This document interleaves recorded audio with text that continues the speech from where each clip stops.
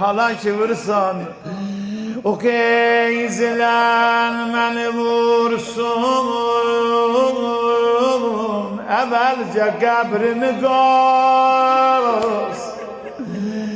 Koy benim day dünyadan gitmeliyim, koy xiyalım rahat olsun.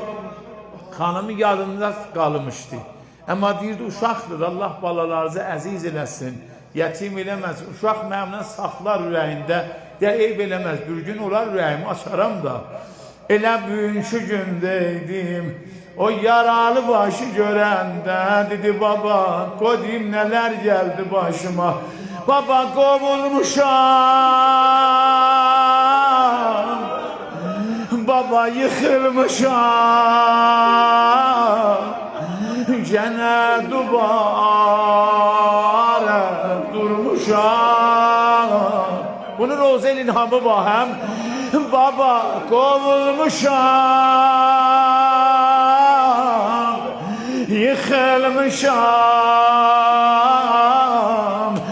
gene dubara durmuşam. Yaqin ki zəcr-i həya, inansan öldürer məni.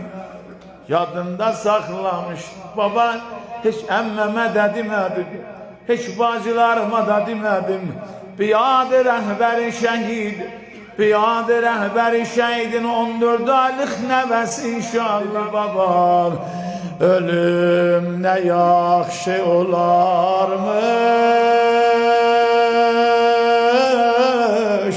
yetim olmakta. Ama o gece baba bundan artık fakat kaç yetimli olaydı.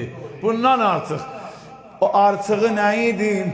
Dedi baba ölüm ne yaxşı olarmış esir olmakta. Baba bir bak mənə, gör nə günə qalmışam.